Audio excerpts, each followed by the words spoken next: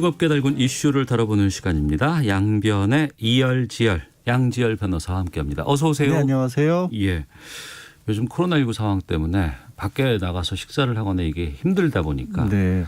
집에서 음식하는 경우를 상당히 많이 있고 또 그래서 요리 프로그램들 보시는 분들도 많이 늘고 예. 또 이제 배달 같은 거 이제 많이 해 먹잖아요. 네.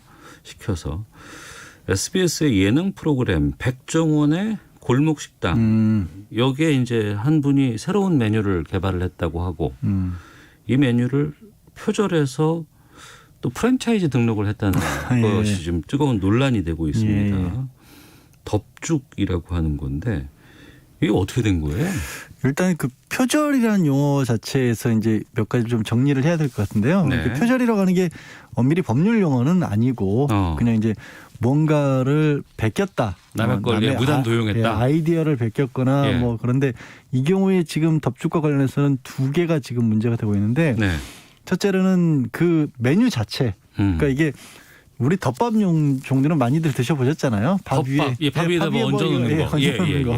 근데 이제 이분은 이제 죽 위에도 그런 식으로 뭔가를 얹어서 음식을 만드셨다라고 하네요. 아, 밥 위에 올려놓은 건 덮밥인데 네. 죽 위에다가 뭘 또 네. 얹어놓으니까 이거 덮죽이다. 덮죽, 그래서 덮죽이라는 겁니다. 예. 그래서 첫째는 그 음식 자체를 따라서 만드는 게 하나가 문제가 되고요. 두 번째는 그거를 이제 덮죽이라고 불렀는데 네. 덮밥이라는 이름은 일반적으로 다 흔히 쓰이는 이름이기 때문에 그렇죠. 이거는 뭐 상표로 만들 수는 없는데 이건 보통 명사죠. 예. 예. 덮죽은 들어본 적이 없으시잖아요. 예, 저는 없어요. 그래서 이거는 상표 등록이 가능할 것 같다. 그런데 문제는 정작 이거를 그 식당에서 개발해서 판매하고 계신 식당 주인분 말고 네. 이 방송이 나가고 난 뒤에 다른 회사에서 이 상표 등록을 신청을 했다라는 겁니다. 그러다 보니까 그러면 만약에 예. 가정입니다만 이 회사에서 신청한 그 어떤 상표가 덮죽이 먼저 받아들여지게 되면 예. 전 진짜 메뉴를 개발해서 팔고 계시던 분은 그 덮죽을 못 쓸 수도 있는 그런 상황이 됐던 거예요. 그러니까 진짜 무슨 아버지라고 부르지 못하는 그런 상황이 된 건데 네. 이 덮죽과 관련해서는 근데 이 프랜차이즈 회사도 상표 등록을 신청을 했지만 그 이후에 실제 이 식당을 운영하시는 분도 또 상표 등록을 신청을 하셨고요. 네. 제3자 이 두 사람 말고 다른 사람도 방송 나간 지 8일 만에 개인이 또 덮죽이라고 또 그걸 신청을 했답니다. 그래서 예.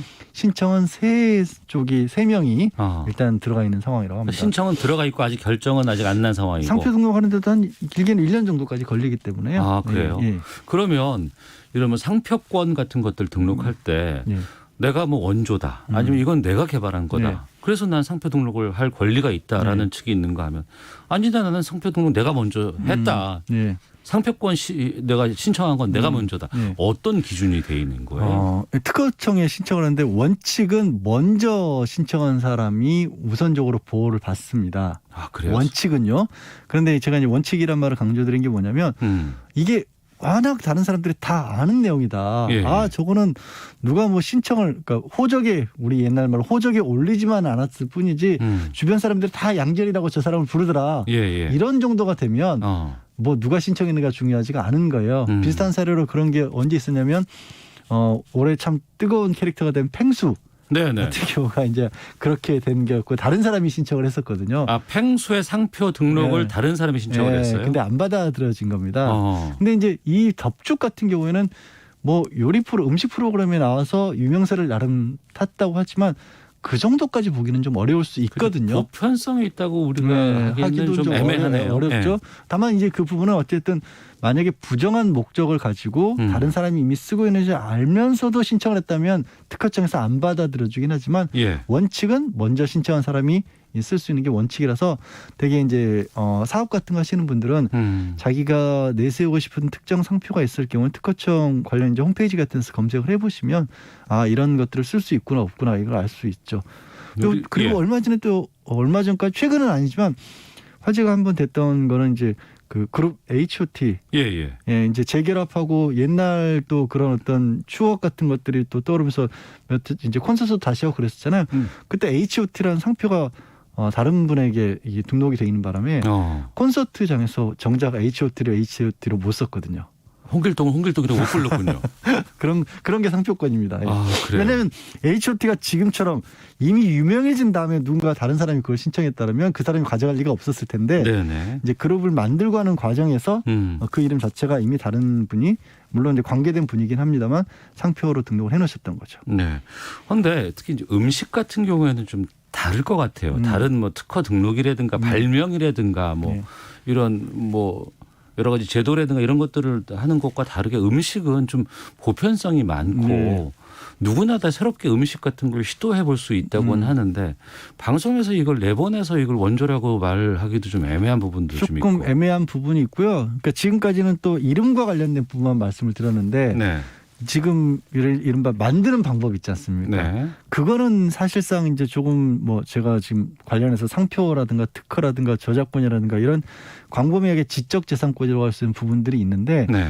음식을 만드는 법, 레시피라고 부르는 것은 그 지적재산권의 보호를 받기가 어렵습니다. 그래요? 왜냐하면 제가 얼마 전에 보니까 그 누가 이렇게 요리를 만드는 법을 가르쳐주고 네. 원격으로 많은 시청자들이 실제 실시간으로 그걸 보면서 따라하는 그런 또 요리 프로그램이 있더라고요. 예.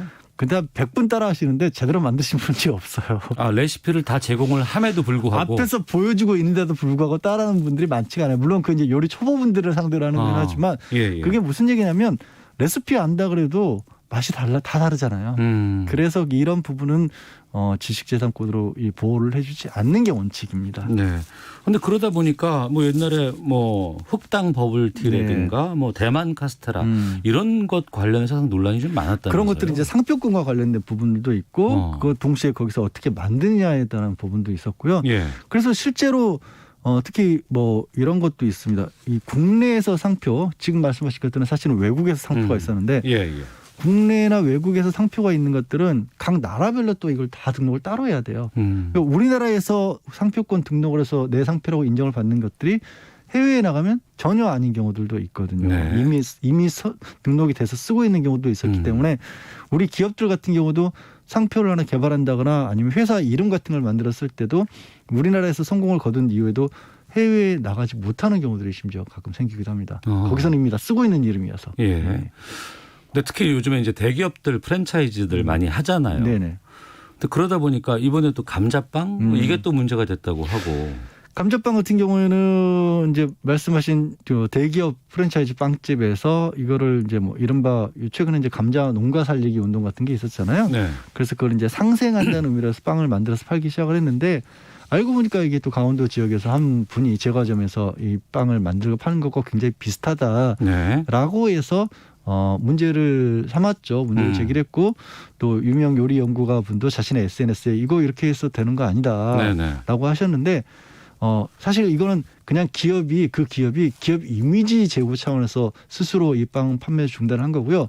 법적으로는 막을 수 있는 방법이 없었어요. 법적으로는 막을 수 없다. 네, 왜냐하면 그 빵 자체가 이게 그게 참 그렇습니다. 레시피를 개발하신 분 입장에서는 네네. 야 그거 보기는 쉬워 보일지 몰라도 그 비슷한 맛 내기 정말 어렵다. 네. 맞습니다. 그런데 그렇다고 해서 그게 전혀 세상에 없는 어떤 재료들을 섞어서 만든 건 아니거든요. 그리고 그분 입장에서는 억울할 수밖에 없는 게 본인은 몇 년이 걸리더라도 대기업의 뭐 그 메뉴 개발하는 팀에서 만들면 몇 주면 또 따라할 수 있는 것도 맞거든요. 네. 그런 것들이 보호받기가 참 어려운 게 또 음식입니다. 근데 또 한편으로 본다 그러면 난 너무 억울하다. 이건 내 아이디어다. 그러니까 아이디어 차원은 보호받을 수 있어야 된다고 생각이 들기도 하거든요. 그 아이디어라는 얘기가 많이 나오는 거는 이제 저작권과 관련해서 많이 나오는데 예. 저작권은 자기 생각이나 감정 같은 것들이 표현되어 있는 결과물을 결과물을 보호해 주는 거거든요. 예. 그게 뭐냐면 아이디어는 결과물이 나오기 전 단계입니다. 그러니까 이게 건물로 따지면요. 예. 건물의 설계도 자체는 저작권의 대상이 아닌 거고 만들어진 건물이 이 저작권의 대상이 되는 거예요. 예. 그래서 말씀드린 것처럼 레시피는 만드는 과정에 있는 거잖아요. 뭐 그리고 이걸 그 과정을 안다고 해서 결과물이 똑같으란 보장도 없는 거잖아요. 네. 그래서 이 부분은 쉽게 보호가 안 됩니다. 그러면 레시피 같은 것들을 이제 지적재산권, 뭐 지식재산권으로 보호받을 수 있는 방법은 없어요? 이제 아주 어렵긴 하지만 특허권에 적용을 받을 수는 있긴 한데 이거는 거의 세상에 없던 재료를 개발해냈다. 세상에 없던?